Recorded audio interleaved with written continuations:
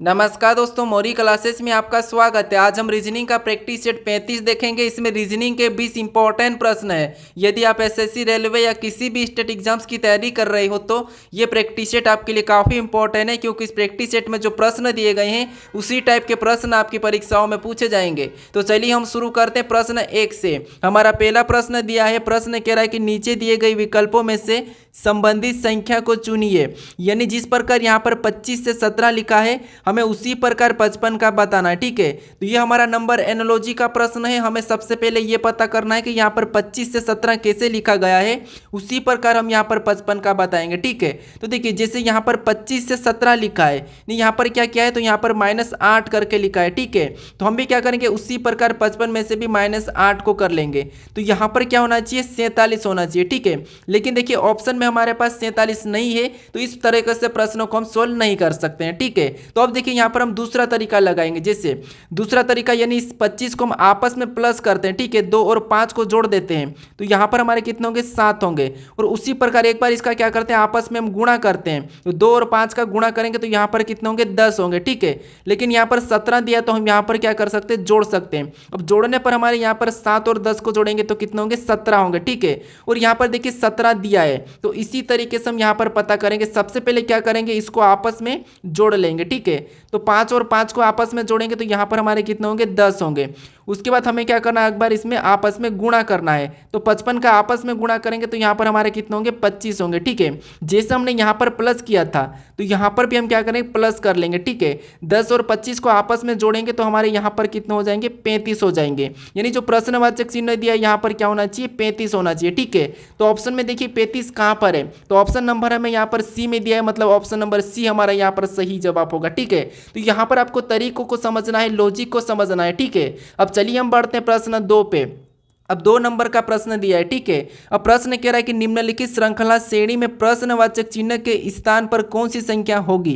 यहाँ पर एक प्रश्नवाचक चिन्ह दिया है, यहाँ पर कौन सी संख्या होगी ये हमें बताना। ठीक है, तो जब भी हम श्रृंखला के प्रश्नों को सोल्व करते हैं सबसे पहले हम संख्या को ध्यान से देखते हैं। ठीक है, जैसे यहाँ पर देखिए 5 से 10 लिखा है, 10 से 30 लिखा है, 30 से 150 लिखा है, 150 से 1050 लिखा है, तो उसी प्रकार हम यहाँ पर संख्या को बताएंगे। ठीक है, तो यहाँ पर देखिए संख्या हमारी अचानक से बढ़ रही है। ठीक है, तो मैं आपको यहाँ पर हर मेरे प्रैक्टिस सेट में बताता हूँ कि संख्या अगर अचानक बढ़ती है तो वहाँ पर फिर आपको क्या करना है, वहाँ पर आपको गुणा करना है या फिर वर्ग या घन करके, ये 3 चीज़ करके आपको देखना है। जैसे अगर हम यहाँ पर गुणा देखते हैं, जैसे 5 का यहाँ पर 10 लिखा है, यानी यहाँ पर क्या किया है, 5 का 2 गुना किया। ठीक है, उसी प्रकार यहाँ पर 10 से 30 लिखा है, मतलब यहाँ पर 10 का क्या किया है, तो यहाँ पर 10 का 3 गुना किया है। ठीक है, फिर देखिए 30 से यहाँ पर 150 लिखा है, मतलब यहाँ पर 30 का क्या किया है, तो यहाँ पर 30 का 5 गुना किया है।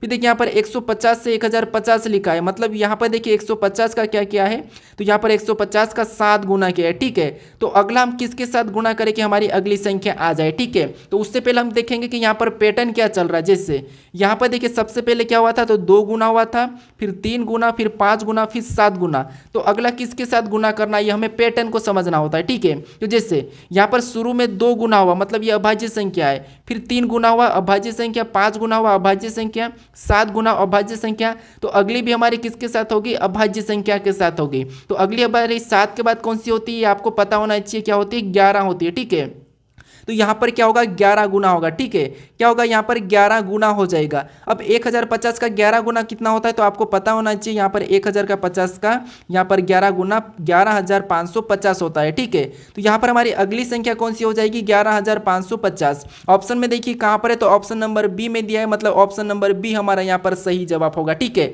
अगर आप पैटर्न को नहीं समझते और यहाँ पर क्या करते हैं, यहाँ पर अगर 9 गुना कर लेते, ठीक है, क्योंकि 7 के बाद अगर आप 9 गुना करते हैं तो यहाँ पर आपका आंसर क्या होता, फिर यहाँ पर होता आपका 9000 यहाँ पर 450 होता था। ठीक है, और ये आप ऑप्शन में लगाकर आ जाते हैं और प्रश्न आपका गलत हो जाता। ठीक है, तो आपको हमेशा क्या करना है, यहाँ पर पैटर्न को समझना है, तरीका समझना है कि यहाँ पर कैसे गुणा किया जा रहा है। ठीक है, तो अभी हमारा ऑप्शन नंबर बी यहाँ पर सही जवाब होगा। अब चलिए हम बढ़ते हैं प्रश्न 3 पे।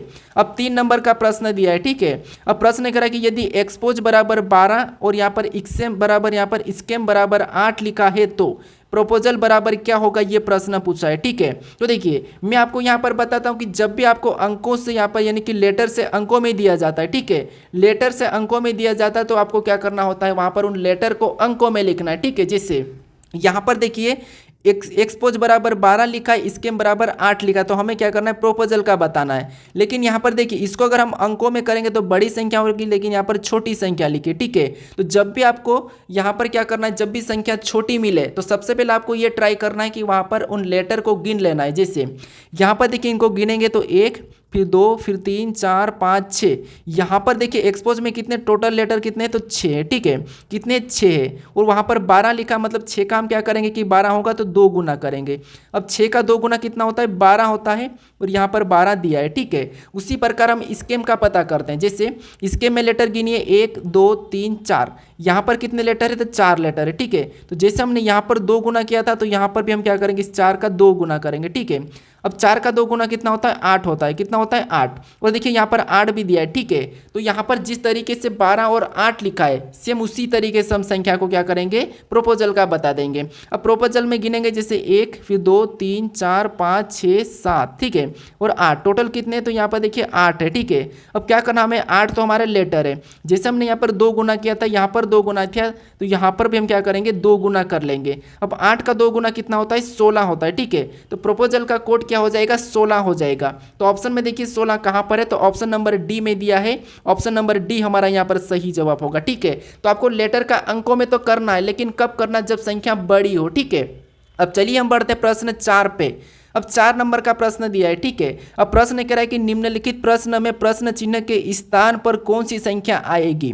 यहाँ पर एक प्रश्नवाचक चिन्ह दिया इस आकृति में, यहाँ पर कौन सी संख्या आएगी, ये प्रश्न पूछा है, ठीक है। तो देखिए जब भी हम लुप्त संख्या के प्रश्नों को सोल्व करते हैं तो मैं आपको बताता हूँ कि सबसे पहले जो प्रश्नवाचक चिन्ह दिया है, जैसे यहाँ पर एक प्रश्नवाचक चिन्ह बीच में दिया है, तो उसी की जगह बाकी की संख्या कैसे लिखी, ये आपको सबसे पहले पता करना है। जिस तरीके से यहाँ पर देखिए बीच में 512 लिखा है और यहाँ पर 672 लिखा है, उसी तरीके से फिर आपको क्या करना है, यहाँ पर संख्या को बताना है। लेकिन उससे पहले आपको 512 और 672 पता करना है। अगर आपको खुद से सोल्व करना तो आप वीडियो को रोक लीजिए और हर प्रश्नों को खुद से सोल्व करने की जरूर कोशिश करें, ठीक है। बाकी मैं आपको यहाँ पर कंटिन्यू पैटर्न बताता हूँ, नए टाइप बताता हूँ।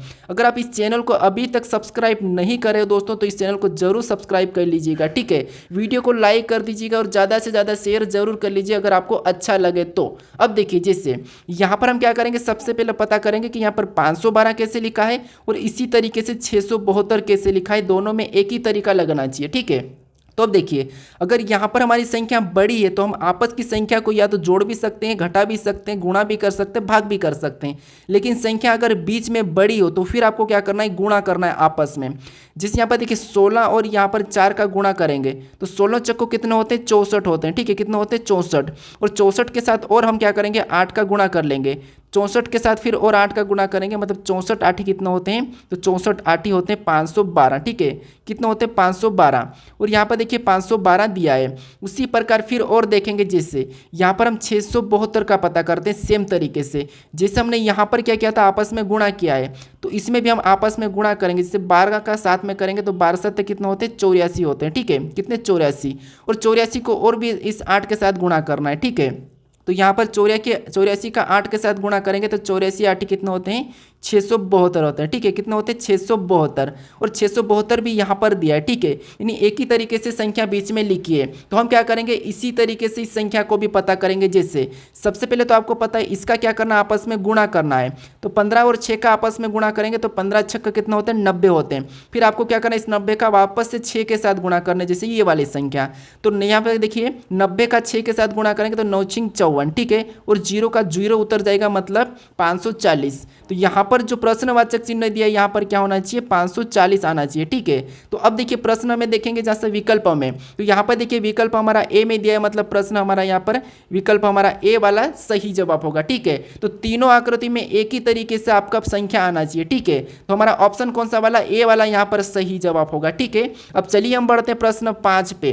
अब 5 नंबर का प्रश्न दिया है, ठीक है। अब प्रश्न कह रहा है कि निम्नलिखित प्रश्न में उस वेन आरेख का चयन करें जो सर्वोत्तम रूप से दर्शाता है।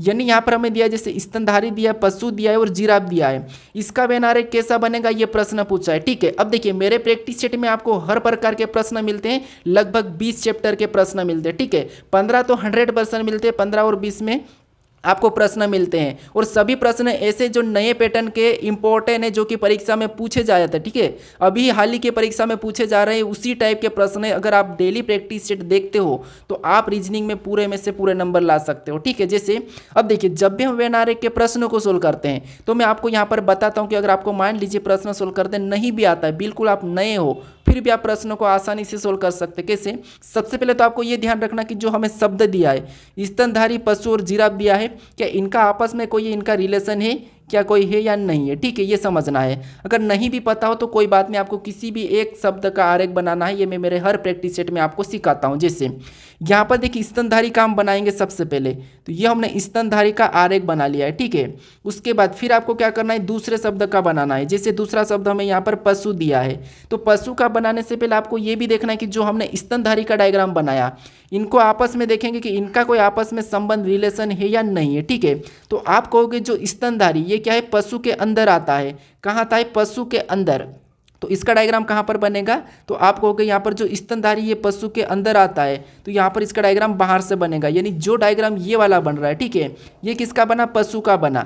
अब देखिए, अब हमें क्या करना है, तीसरे शब्द का बनाना है, जो कि तीसरा शब्द हमें यहाँ पर जिराफ दिया है। तो जिराफ का बनाने से पहले यहाँ पर देखेंगे जिराफ का संबंध पशु से है या नहीं है, या जिराफ का संबंध स्तनधारी से है या नहीं है। तो आप कहोगे जैसे जो जिराफ ये पशु के अंदर आता है और जिराफ स्तनधारी के भी अंदर ही आता है, तो यहाँ पर इनका तो दोनों से संबंध अंदर आता है, मतलब जिराफ का डायग्राम कहां पर बनेगा? अंदर बन जाएगा। आपको यहां पर कलर के माध्यम से समझ में आ चुका होगा कि किसका डायग्राम कौन सा बना है, ठीक है।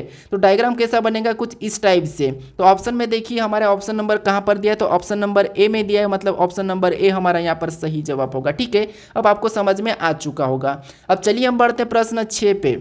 अब 6 नंबर का प्रश्न दिया है, ठीक है। अब प्रश्न कह रहा है कि एक कूट भाषा में इंडिया को NSINF लिखा जाता है, तो आर्मी को क्या लिखा जाएगा, ये प्रश्न पूछा है, ठीक है। तो ये हमारा कोडिंग डिकोडिंग का प्रश्न है। अब कोडिंग डिकोडिंग के प्रश्न आपको पता है हर परीक्षा में 1 या 2 प्रश्न तो 100% पूछे जाते हैं, जिसे हमने प्रश्न तीसरे नंबर के प्रश्नों को भी किया था, ठीक है।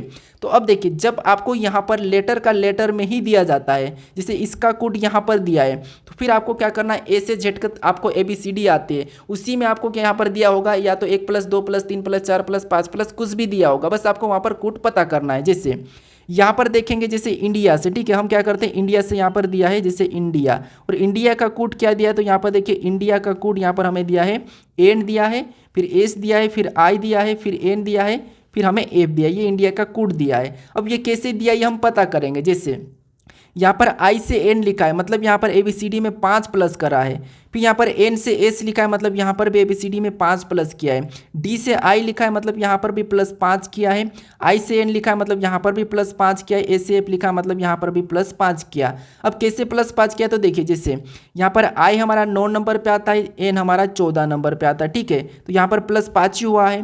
फिर देखिए एन हमारा 14 नंबर पे आता है, एस हमारा 19 नंबर पे आता है, यहाँ पर भी +5, डी हमारा 4 नंबर पे आता है, हमारा 9 नंबर पे आता है +5, आई हमारा 9 नंबर पे आता है, एन हमारा 14 नंबर पे आता है +5, ये हमारा 1 नंबर पे आता है, एफ हमारा 6 नंबर पे आता है, यहाँ पर भी +5। तो इसी तरीके से हम क्या करेंगे, इसमें भी +5 करेंगे आर्मी में, ठीक है।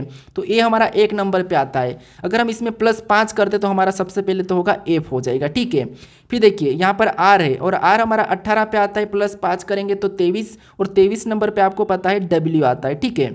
फिर देखिए एम दिया है, और एम कितने 13 नंबर पे आता है, और +5 करेंगे तो क्या होगा 18, और 18 नंबर पे आर आता है। फिर देखिए वाई हमारा 25 पे आता है, इसमें भी +5 करेंगे तो यहाँ पर देखिए क्या होगा डी हो जाएगा, ठीक है, क्या हो जाएगा डी हो जाएगा। अब हमें ऑप्शन में देखना है कि एफ डब्ल्यू आर डी कहाँ पर है, तो ऑप्शन नंबर यहाँ पर देखिए सी में दिया है, तो ऑप्शन नंबर सी हमारा यहाँ पर सही जवाब होगा, ठीक है। अगर आपको अंकों में दिया जाता है तो फिर अंकों में पता करना है, छोटी संख्या बड़ी संख्या है ये देखना है। अगर आपको कोड का वहीं से वहीं लेटर का ही है तो फिर आपको वहाँ पर क्रॉसिंग मेथड या फिर कुछ भी देखना है, बस आपको थोड़ा सा इस टाइप से पता करना है। अब चलिए हम बढ़ते हैं प्रश्न 7 पे। अब 7 नंबर का प्रश्न दिया है, ठीक है। अब प्रश्न कह रहा है कि निम्नलिखित प्रश्न में दिए गए विकल्पों में से विषम संख्या का चयन करें। यानी हमें यहाँ पर 4 विकल्प दिए, इसमें संख्या लिखिए, वो इस संख्या में एक कौन सी संख्या ऐसी है जो अलग है, उसी का चयन करना है, वही बताना है कि अलग कौन सी यानी कि असंगत कौन सी है, ठीक है। तो देखिए मैं आपको जब भी बताता हूँ कि संख्या का आपको अगर विषम बताना है तो वहाँ पर आपको क्या देखना है, तो सम, विषम, अभाज्य या फिर वर्ग या घन, ये 4-5 चीज़ें देखना है। अगर फिर भी आपको वहाँ पर एक भी ऐसा नहीं दिखता है तो फिर आपको मैं ये भी बताया था मेरे पहले वाले प्रैक्टिस सेट में कि आपको आपस में संख्या को जोड़ के देख लेना है। जैसे यहाँ पर हम आपस में संख्या को 55 को जोड़ेंगे तो कितना हो जाएंगे, 10 हो जाएंगे। इसको आपस में 82 को जोड़ेंगे तो यहाँ पर भी 10 हो जाएंगे। इसको आपस में जोड़ेंगे तो यहाँ पर 14 हो जाएंगे और इसको आपस में जोड़ेंगे तो यहाँ पर हमारे कितने हो जाएंगे, 11 हो जाएंगे। ऐसा करके देखना है। फिर भी हमें यहाँ पर देखिए 10 तो है, 10 तो है, लेकिन 14 है, 11 है, सभी संख्या हमारी अलग अलग ही दिख रही है। तो फिर आपको क्या करना है, यहाँ पर अगर आप अभी भी आपका आंसर मिल चुका है, जैसे 11 हमारी एक विषम संख्या है, ठीक है, तो अभी भी हम इसको आंसर लगा सकते हैं। लेकिन यहाँ पर हमारी दोनों की दोनों समान संख्या है, तो हम यहाँ पर एक और तरीका लगाते हैं। जैसे कौन सा तरीका, अगर आपको यहाँ पर इसका आपस में गुणा करके देखना है, अगर जोड़ से नहीं आता है तो इसका आपस में गुणा करेंगे तो पाँचों पाँचों कितने होंगे, 25 होंगे, ठीक है। फिर यहाँ पर और 82 का आपस में गुणा करेंगे तो 8 दूनी कितने होते हैं, 16 होते हैं। फिर देखिए और आपको यहाँ पर 77 में गुणा करना है तो जैसे 7 7 कितने होंगे, 49 होते हैं, ठीक है।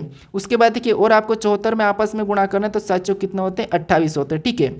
अब देखिए 7 हमारे कितने होते हैं, 28 होते हैं। अब देखिए इन संख्या को ध्यान से देखते हैं तो यहाँ पर इन संख्या को देखिए, यहाँ पर जो 25 है ये क्या है, 5 का वर्ग है। 16 क्या है तो 16 4 का वर्ग है। फिर देखिए 49 क्या है तो ये 7 का वर्ग है।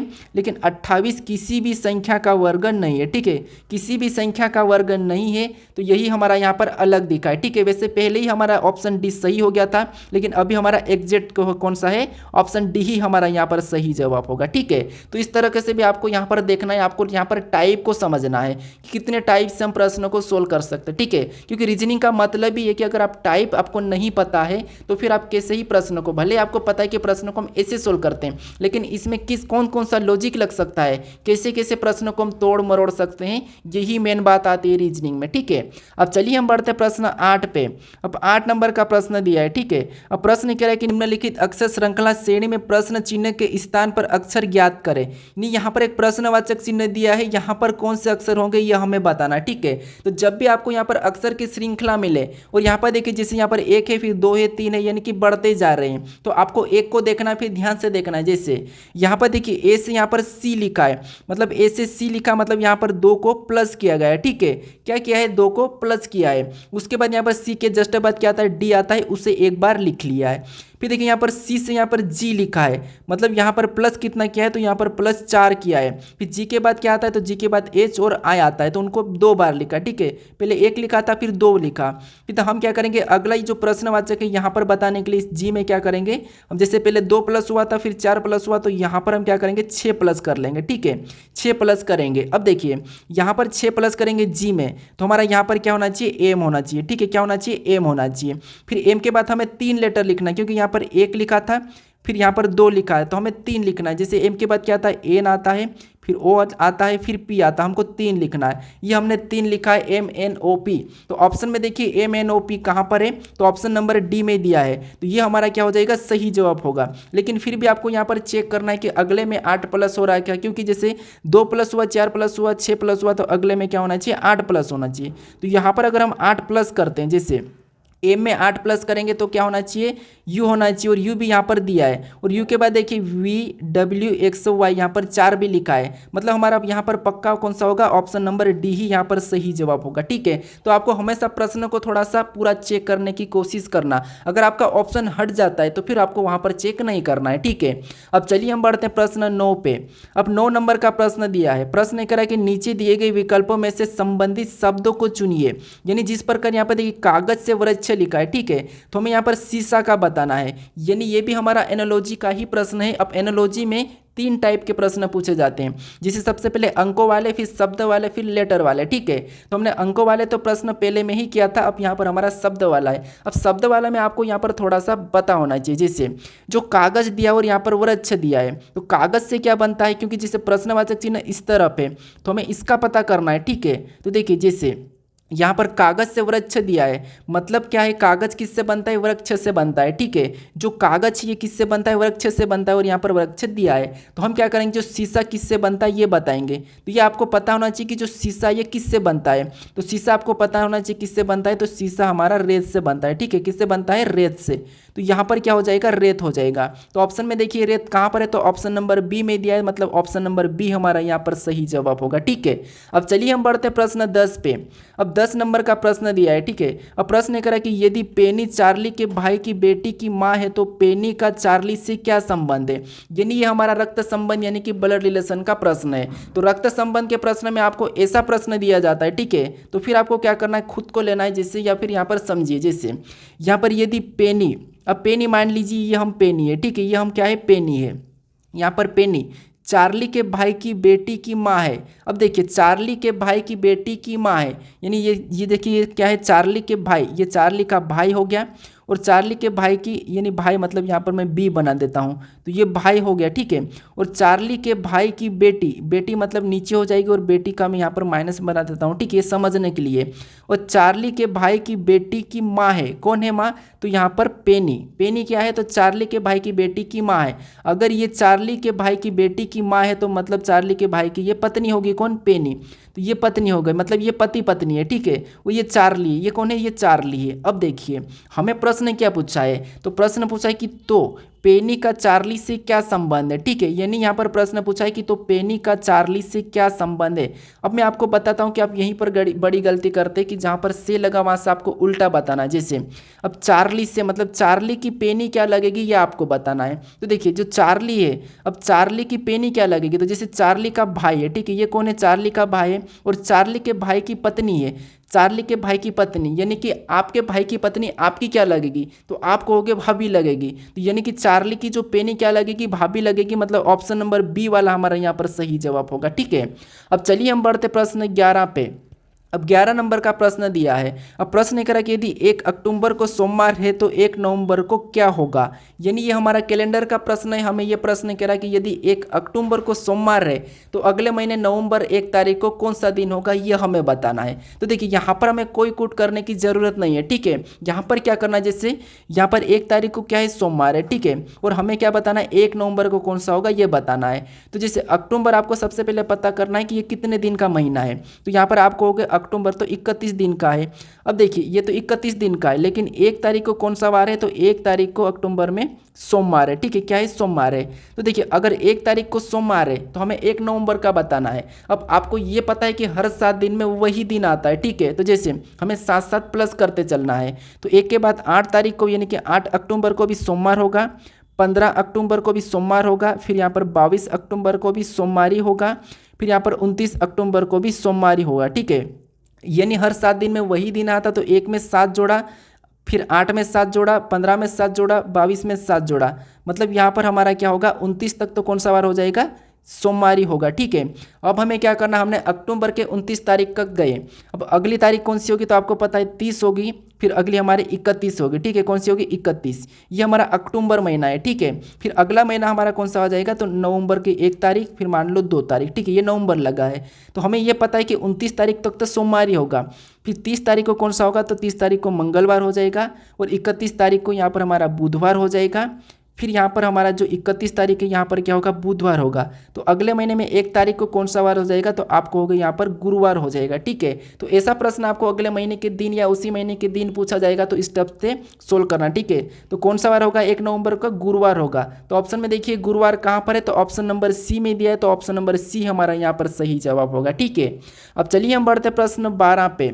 अब 12 नंबर का प्रश्न दिया है, ठीक है। अब प्रश्न करा कि एक ही बॉक्स के 2 अभिविन्यास दिखाए गए हैं, खुला होने पर यह बॉक्स कैसा दिखाई देगा, ये प्रश्न पूछा है। अब देखिए मैं पासे पे एक वीडियो बना रखा हूँ, ये आपको पता होगा, जैसे कि पासे को कैसे विपरीत बताना है, कैसे पासे को खोलना है, कैसे पासे को बंद करना है, पूरा टोटली वीडियो में बता चुका हूँ, ठीक है।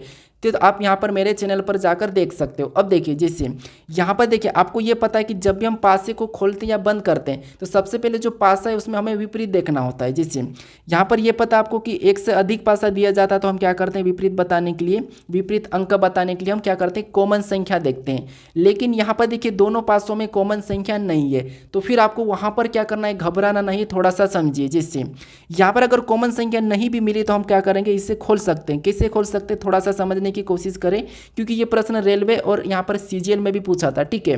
तो कैसे खोलना है, तो सबसे पहले आपको ये माइंड लगाना है, फिर आपने पासा पढ़ा होगा, अगर नहीं भी पढ़ा तो मेरा एक वीडियो है देख लेना, 1 घंटे का है लगभग, आप वहाँ से पूरा पासा सीख जाओगे, ठीक है। तो देखिए जैसे सबसे पहले आपको ये पता होगा कि जैसे कि ये सिंगल पासा है, एक हमारा ये पासा है और ये दूसरा पासा है। तो अब देखिए जैसे इस पासे में जो संख्या हमें दिख रही है, ठीक है, 4 6 7 संख्या दिखी है, ये कभी भी एक दूसरे के विपरीत नहीं हो सकती, ठीक है। इनके विपरीत होंगे तो वो इनके पीछे की ओर होंगे, कि जो किसी भी संख्या का विपरीत होता है वो हमेशा छुपा हुआ रहता है, दिखता नहीं है, ठीक है। उसी प्रकार यहाँ पर जैसे 3 5 8 दिखा है, ठीक है, तो ये एक दूसरे का आपस में कभी भी विपरीत नहीं होंगे, तो ये भी एक दूसरे के विपरीत नहीं होंगे, मतलब नहीं होंगे, ठीक है।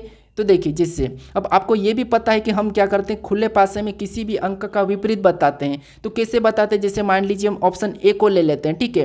जैसे यहाँ पर हम विपरीत बताते हैं इस पासे का, ठीक है, इसी में हमें क्या करना है, विपरीत बताना है। तो हम क्या कैसे बताते हैं खुले पासे में विपरीत, तो एक छोड़ के एक चलते, जैसे 5 का विपरीत क्या होगा 8, और 6 का होगा 7, और 3 का होगा 4, ये एक दूसरे के विपरीत है, ठीक है, ये हम बताते हैं। अब देखिए जैसे हमें क्या करना है, पास ही को खोलना है, किसे, इन पासों को। तो अब देखिए खोलने के लिए हम क्या करेंगे, यहाँ पर देखेंगे ऑप्शन से।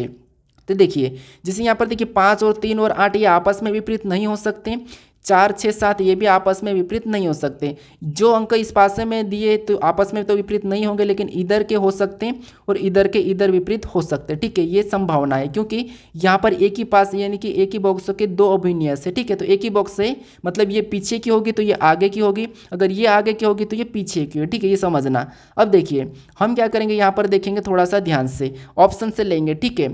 जैसे ऑप्शन ए में देखेंगे तो यहाँ 5 के विपरीत 8 दिया है, क्या इस पासे को हम खोल सकते हैं क्या, तो यहाँ पर देखिए 5 के विपरीत 8 हो सकता है क्या, तो नहीं हो सकता, ठीक है।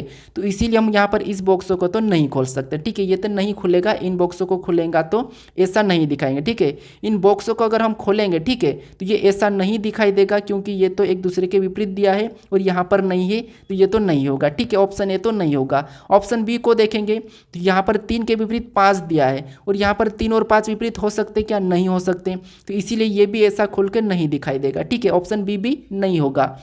फिर देखिए ऑप्शन सी को देखेंगे तो यहाँ पर 5 के विपरीत 8 दिया है, क्या 5 के विपरीत 8 हो सकता है क्या, तो नहीं हो सकता, मतलब ऑप्शन सी भी हमारा नहीं दिखेगा खुलने पर, ठीक है, सही।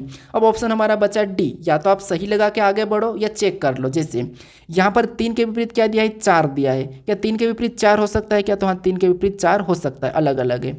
फिर देखिए यहाँ पर 7 के विपरीत 5 दिया है, और देखिए 7 यहाँ पर है और 5 यहाँ पर है, तो ये भी एक दूसरे के विपरीत हो सकते हैं, ये भी सही है। फिर यहाँ पर देखिए 6 के विपरीत 8 दिया है, क्या 6 के विपरीत 8 हो सकता है क्या, तो यहाँ पर देखिए 6 के विपरीत 8 भी हो सकता है, ये भी अलग अलग है, ठीक है। तो ऑप्शन हमारा केवल खुलने पर कैसा दिखेगा, ऑप्शन डी की तरह दिखेगा, ठीक है। तो ऑप्शन नंबर डी हमारा यहाँ पर सही होगा। अब चलिए हम बढ़ते प्रश्न 13 पे। अब 13 नंबर का प्रश्न दिया है, प्रश्न ये कह रहा है कि सुबह 6 बजे से 11 बजे तक घंटे वाली सुई कितनी दूरी तय करेगी। यानी यहाँ पर हमें डिग्री में दिया है, मतलब यहाँ पर देखिए 6 बजे से 11 बजे के बीच घंटे की सुई कितनी डिग्री तय करेगी, ये हमें बताना, ठीक है। तो अब देखिए ये हमारा घड़ी का प्रश्न है। जैसे घड़ी तो आपको पता होगा, हम घड़ी बना लेते हैं, ठीक है। अब देखिए ये तो आपको पता है कि जो घंटे वाली सुई, ठीक है, जो घंटे वाली सुई 1 घंटे में कितने डिग्री का कोण बनाती है, तो आप कहोगे ये 30 डिग्री का कोण बनाती है। कितने घंटे में, 1 घंटे में, ठीक है, कितने डिग्री का, 30 डिग्री का। अब ये हमारी घड़ी है, ठीक है, यहाँ पर हम 12 बजा देते हैं, इस साइड आपको पता है 9 रहती है, और इस तरफ आपकी 3 रहती है, और यहाँ पर 6 रहती है, ठीक है। अब देखिए उसके बाद हम घड़ी को थोड़ा अच्छा सा बनाते हैं, जिससे यहाँ पर ऊपर की ओर 12 और नीचे की ओर 6, ठीक है, और इधर राइट में 3 और इधर लेफ्ट में 9, फिर बीच में आपको पता है यहाँ से 7 होगा और यहाँ से 8 होगा, ठीक है, और इधर आपको पता है 10 हो जाएगा और यहाँ पर 11 होगा। उसी तरह से यहाँ पर 1 और यहाँ पर 2, फिर यहाँ पर 4 और यहाँ पर 5, ठीक है, ये हमारी घड़ी बनी है, ठीक है। अब देखिए यहाँ पर प्रश्न कहा कि 6 बजे से 11 बजे तक, यानी यहाँ पर 6 और 11 के बीच कितने घंटे सुई चली, ये हमें देखना है, और उसको इस 30 के साथ गुणा कर देना, ठीक है, क्योंकि 1 घंटे में 30 डिग्री बनाती है। तो हम देखते हैं कि कितने घंटे चली है, तो 6 से 11, यानी यहाँ पर देखिए 1 घंटा, फिर 2 घंटा, 3 और 4 और ये 11 तक, मतलब ये 5 घंटा, टोटल कितने घंटे, 5 घंटे। तो 5 को हम क्या करेंगे, इस 30 के साथ गुणा कर देंगे, यानी कि 1 घंटे में अगर 30 डिग्री है तो 5 घंटे में कितनी डिग्री हो जाएगी, 150 डिग्री, ठीक है। तो यहाँ पर कितनी डिग्री हो जाएगी, 150। तो ऑप्शन में देखिए 150 कहाँ पर है, तो ऑप्शन नंबर बी में दिया है, तो ऑप्शन नंबर बी हमारा यहाँ पर सही जवाब होगा, ठीक है। अब चलिए हम बढ़ते प्रश्न 14 पे।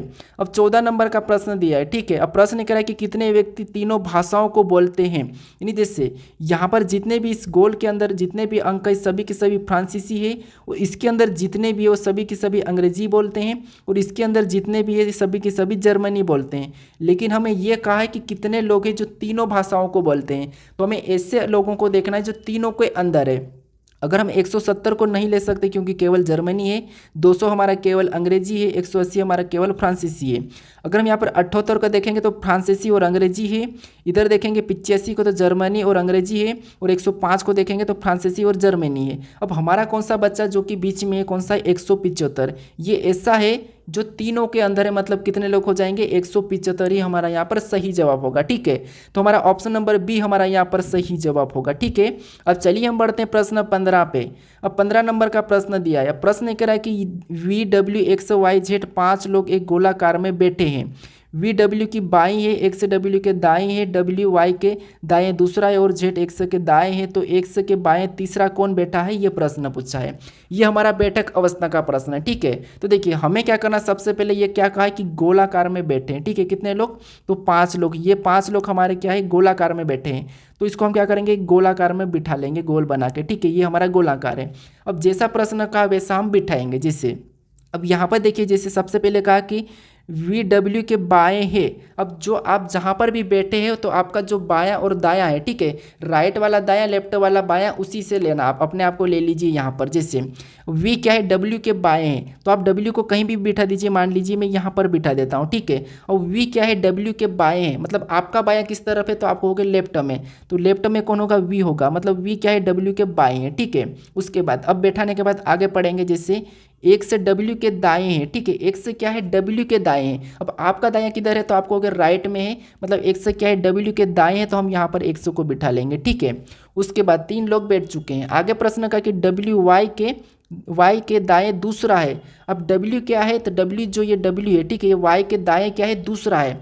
अब दाएं Y के दाएं दूसरा है, तो Y को कहाँ बिठाना चाहिए, तो हम क्या करेंगे, यहाँ पर बिठाएंगे। ठीक है, Y को यहाँ पर बिठाएंगे, तब W Y के दाएं दूसरा होगा। जैसे दाएं इसका नीचे की ओर होगा, जैसे ये पहला और दूसरा। ठीक है, उसके बाद अब आगे प्रश्न करें कि और Z X के दाएं है। अब Z कहाँ पर है, तो ये X के दाएं है, तो X यहाँ पर बैठा है, तो इसका दायां इधर होगा और बायां इधर होगा। ठीक है, तो ये क्या है, दाएं है, मतलब Z कहाँ पर हो जाएगा, इधर हो जाएगा। ये हमारे 5 लोग बैठ चुके हैं। ठीक है, अब देखिए यहाँ पर ये कहा है कि जैसे तो X के बाएं तीसरा कौन बैठा है, X के बाएं तीसरा कौन बैठा है। ठीक है, तो यहाँ पर X और इसके बाएं तीसरा, बाएं किधर होगा, इधर होगा, और दायां इधर होगा। अब तीसरा कौन बैठा है, ये हमें बताना। तो ये पहला बैठा, ये दूसरा, ये तीसरा हमारा कौन बैठा है, Y बैठा है। ठीक है, तो Y हमारा यानी कि ऑप्शन हमारा यहाँ पर ए वाला क्या होगा, सही जवाब होगा, यानी कि X के बाएं तीसरा कौन बैठा है, तो Y बैठा है। ठीक है, अब आप कहोगे यहाँ पर हमें ये प्रश्न में नहीं कहा गया कि केंद्र की ओर मुँह करके बैठे हैं कि बाहर की ओर। तो जब आपको ये नहीं कहा जाता है, ठीक है, यहाँ पर थोड़ा सा समझना, अगर आपको यहाँ पर केंद्र की ओर और बाहर की ओर अगर ये दोनों नहीं कहा जाता है, तो फिर आपको सिंपल सी भाषा में क्या करना है, केंद्र की ओर ही बिठाना है। ठीक है, इसीलिए यहाँ पर ये प्रश्न मैं लाया हूँ ताकि आप आगे गलती ना करो। ठीक है, तो हमारा यहाँ पर ऑप्शन ए वाला यहाँ पर सही होगा। अब चलिए हम बढ़ते प्रश्न 16 पे। अब 16 नंबर का प्रश्न दिया है। अब प्रश्न देखिए, सबसे पहले कथन दिया है, फिर उसका निष्कर्ष दिया है। अब कथन जो दिया है, ठीक है, कथन को हमेशा आपको मैं बता चुका हूँ कि सत्य मानना है, कथन को हमेशा सत्य मानना है, जो कथन का उसका हमेशा सुनना है, और कथन जैसा कहा वैसा ही क्या निष्कर्ष कह रहा है या नहीं कह रहा, हमें ये देखना है। तो देखिए जैसे अब कथन पहला कह रहा है कि कोई फल पेड़ नहीं है, यानी जितने कोई भी फल है, ठीक है, ये जो क्या है, फल है, ये क्या है, पेड़ नहीं है, मतलब पेड़ भी अलग है, फल भी अलग है। ठीक है, तो पेड़ को भी हम क्या करेंगे, इससे अलग बना लेंगे। अब इसने कथन में कहा कि कोई भी पेड़ फल नहीं है, तो ये तो ठीक है, कोई भी फल पेड़ नहीं है, ये तो इसने कहा है। ठीक है, अब आगे देखिए, आगे क्या कह रहा है, तो आगे दूसरा कह रहा है कि कोई भी कमी, मतलब कोई कमीज पेड़ नहीं है। अब कोई कमीज पेड़ नहीं है, मतलब ये कम हमारी कमीज हो गई, और ये क्या है, पेड़ नहीं है। ठीक है, तो इन पेड़ नहीं है ये कहा, यहाँ पर ऐसा नहीं कहा कि फल नहीं है। ठीक है, यहाँ पर केवल पेड़ का कहा है। अब देखिए इसके बारे में अब निष्कर्ष क्या कहा है, तो निष्कर्ष पहला कह रहा है कि कुछ पेड़ फल है, कि यहाँ पर कुछ पेड़ फल दिख रहे हैं क्या, तो आप कहोगे यहाँ पर कुछ पेड़ फल नहीं दिख रहे हैं, मतलब पहला वाला तो निष्कर्ष ये हमें गलत कह रहा है। ठीक है, फिर देखिए अब दूसरा निष्कर्ष क्या कह रहा है, तो दूसरा कह रहा है कि कोई कमीज फल नहीं है। तो यहाँ पर देखिए कोई कमीज फल नहीं, ये तो बात सही है, लेकिन आपको यहाँ पर थोड़ा सा समझना है कि जब कथन इसके बारे में कमीज और फल का जिक्र नहीं किया, जब कथन ने कमीज और फल का कोई जिक्र नहीं किया है, तो फिर हम यहाँ पर कैसे कह सकते कि यहाँ पर कोई कमीज फल नहीं है, ये कैसे कर सकते हैं, जबकि इसका तो पहले ही जिक्र नहीं हुआ है तो यहाँ पर हम कैसे कर सकते हैं, जबकि यहाँ पर देखिए कथन तो इसका नाम ही नहीं लिए, कमिज और फल का आपस में कोई नाम नहीं लिया कथन, तो हम यहाँ पर क्या निष्कर्ष का कैसे सुन सकते हैं। तो इसीलिए ना तो हम इसको बुरा कह सकते हैं और ना ही भला कह सकते हैं, ठीक है, जबकि हमें उसके बारे में पता ही नहीं है, ठीक है, जबकि हमें किसी व्यक्ति के बारे में पता ही नहीं है तो ना तो हम उसके बारे में अच्छा कह सकते हैं और ना ही हम उसके बारे में बुरा कह सकते हैं, ठीक है। तो हम यहाँ पर हमेशा इसको गलत मानेंगे, ये याद रखना, आप नोट कर लेना। तो दोनों हमारे यहाँ पर गलत है, मतलब ऑप्शन हमारे यहाँ पर देखिए सी वाला क्या होगा, सही जवाब होगा, ठीक है। यहाँ पर देखिए कौन सा वाला, ऑप्शन डी, सॉरी कौन सा, ऑप्शन डी, कोई भी निष्कर्ष अनुसरण नहीं करते हैं, ठीक है, क्योंकि हमें जब यहाँ पर कहा ही नहीं तो हम उसके बारे में ना तो अच्छा कह सकते हैं और ना ही बुरा कह सकते हैं। अब चलिए हम बढ़ते प्रश्न 17 पे। अब 17 नंबर का प्रश्न दिया है। अब प्रश्न कह रहा है कि नीचे दी गई आकृति में त्रिभुज की संख्या ज्ञात कीजिए। इस आकृति में त्रिभुज की संख्या कितनी है यह हमें बताना है, ठीक है। तो अब देखिए आपको ये तो पता होगा कि जब इस टाइप का त्रिभुज होता है, ठीक है, इस टाइप का जब त्रिभुज होता है तो इसमें कितने होते हैं, 3 त्रिभुज होते हैं, ठीक है। नहीं यहाँ पर देखिए इस टाइप का देखेंगे तो यहाँ पर इसमें 3 हो जाएंगे और इसमें 3 हो जाएंगे, ठीक है। अब बाकी कहाँ से बन रहा है हम ये गिनेंगे। तो एक तो हमारा ये यहाँ से बना है और एक हमारा यहाँ से बना है, ठीक है, कहाँ से, यहाँ से। अब देखिए कहीं से और भी बन रहा है क्या, देखिए ध्यान से, तो हमें यहाँ पर और कहीं से नहीं दिख रहा है। अब हम सभी को जोड़ेंगे तो 3 3 6 और 6 और 2 कितने होंगे, 8 हो जाएंगे, ठीक है। तो इस आकृति में कितने त्रिभुज हो जाएंगे, 8 हो जाएंगे। ऑप्शन में देखिए कहाँ पर दिया है, सी में दिया है, ऑप्शन नंबर सी हमारा यहाँ पर सही जवाब होगा, ठीक है। भले ही यहाँ पर हमें थोड़ा सा बहकाने वाली आकृति, लेकिन आपको क्या करना है, स्टेप बाय स्टेप देखना है। अब चलिए हम बढ़ते प्रश्न 18 पे। अब 18 नंबर का प्रश्न दिया है। अब प्रश्न करा कि सही दर्पण प्रतिबिंब का चयन करें। अब हमें यहाँ पर केवल यही कहा है कि सही दर्पण प्रतिबिंब का चयन करें, तो हमें यहाँ पर दर्पण को देखना है कि किस रेखा में रखा गया है। जैसे अगर यहाँ पर एम रेखा ये खींची गई तो इसका दर्पण प्रतिबिंब हमेशा नीचे की ओर ही होगा, ठीक है। कहाँ होगा, अगर एम रेखा ऐसी होती तो फिर इसका इधर होगा। तो हमें यहाँ पर क्या करना है, नीचे की ओर, यानी कि जल वाला बताना है। अब आपको ये पता है कि जब भी हम जल दर्पण को बताते हैं तो सारे जितने भी अंक हो या लेटर हो सब नीचे की ओर झुक जाते हैं। तो जैसे ए हमारा नीचे की ओर झुकेगा तो क्या होगा, उल्टा हो जाएगा। अब हमें क्या करना, किसी एक को लेके गलती निकालना है। अब ए उल्टा होगा तो यहाँ पर ऑप्शन ए में देखिए ये तो सीधा ही है, मतलब ये वाला नहीं होगा, ठीक है। ये हमें ऑप्शन एलिमिनेट करना है जब भी आपको दर्पण वाले प्रश्न सोल्व करना होता है, ठीक है। अब देखिए उसके बाद आपको ये भी पता है कि वी भी हमारा क्या होगा, नीचे की ओर झुकेगा, ठीक है। लेकिन यहाँ पर वी हमारा खड़ा है, मतलब ये भी नहीं होगा, ऑप्शन बी भी हमारा हटेगा, ठीक है। फिर हम दूसरे को देखेंगे, ठीक है। अब दूसरे को देखेंगे, दूसरा हमारा कैसा हो जाएगा, तो 2, यानी 2 हमारा कैसा हो जाएगा, ऐसा और फिर ऐसा 2 हो जाएगा, ठीक है। कैसा हो जाएगा, ऐसा और ऐसा 2 बनेगा। तो ये वाला 2 हम ऑप्शन में देखेंगे तो यहाँ पर ये 2 उल्टा हो रहा है, तो ये भी नहीं होगा, ऑप्शन बी भी हमारा हटेगा। अब हमारा यहाँ पर केवल ऑप्शन बचा है सी, तो हमें पूरा चेक करने की ज़रूरत नहीं। जब हमने ऑप्शन को यहाँ पर एलिमिनेट कर दिया तो ऑप्शन हमारा सी वाला ही यहाँ पर सही होगा, ठीक है। अब चलिए हम बढ़ते हैं प्रश्न 19 पे। अब 19 नंबर का प्रश्न दिया है। अब प्रश्न कह रहा है कि कौन सी उत्तर आकृति प्रश्न आकृति में पैटर्न को पूर्ण करेगी। यानी यहाँ पर हमें एक आकृति दी है और उसमें एक आकृति का भाग यहाँ पर गायब है, तो यहाँ पर हम किस विकल्प को रखें कि आकृति हमारी पूरी होगी, यह हमें बताना, ठीक है। तो देखिए जैसे सबसे पहले हम आकृति पैटर्न को समझेंगे। जैसे इसका मुँह सबसे पहले तो इस तरफ था, ठीक है, उसके बाद नीचे आके ये इस तरफ हो गया, नीचे की ओर, फिर ये इधर और इस तरफ चल रहा है, तो अगला वाला किधर होगा, तो ऊपर की ओर हो रहा है, ठीक है। किधर हो रहा है, ऊपर की ओर हो जाएगा। तो ऊपर की ओर वाला देखेंगे तो जैसे ऑप्शन ए तो हमारा नहीं होगा, सी नहीं होगा, ऑप्शन डी नहीं होगा, केवल हमारा ऑप्शन बी वाला यहाँ पर सही होगा, ऑप्शन बी, ठीक है। कौन सा होगा, ऑप्शन बी। अब चलिए हम बढ़ते हैं प्रश्न 20 पे। अब 20 नंबर का प्रश्न दिया है। अब प्रश्न कह रहा है कि नीचे दिए गए विकल्पों में से संबंधित अक्षर को चुनिए। यानी आपको मैं बताया था कि एनोलॉजी 3 प्रकार की होती है, अंक, शब्द और यहाँ पर आपको पूछा जाता है अक्षर की भी, ठीक है। तो जैसे यहाँ पर ए जेड से क्या लिखा है, बी वाई लिखा है, तो आपको यहाँ पर जी टी का बताना है, ठीक है। ये थोड़ा इंपॉर्टेंट प्रश्न है, मुझे यहाँ पर कमेंट करके बताइए कि सबसे पहले तो आप ये पता करना है कि यहाँ पर ए जेड से बी वाई कैसे लिखा है, फिर उसी प्रकार आपको जी टी का बताना है। तो यहाँ पर मुझे कमेंट करके बताएं कि क्वेश्चन नंबर 20 का सही जवाब कौन सा है, आपके पास विकल्प है, ठीक है। तो इसका मुझे सही जवाब कमेंट करके बताइएगा, ठीक है। अगर आप इस चैनल को अभी तक सब्सक्राइब नहीं करें तो यहाँ पर एक पेड़ वाला लोगो मिलेगा, इस पर क्लिक करके जरूर सब्सक्राइब कर लीजिएगा। अगर आप इससे पहले वाले पार्ट को नहीं देखे हो तो यहाँ पर राइट में क्लिक करके इस वीडियो को जरूर देख लीजिएगा, ठीक है। अगर आपको इसकी प्ले लिस्ट चाहिए तो यहाँ पर क्लिक करके इसकी प्ले लिस्ट को भी जरूर सेव कर लीजिएगा, ठीक है। अगर आप इस वीडियो को अभी तक शेयर नहीं करे हो तो इस वीडियो को शेयर जरूर कर दीजिएगा, लाइक भी ज़रूर करिएगा। अब चलिए हम मिलते हैं नेक्स्ट वीडियो में।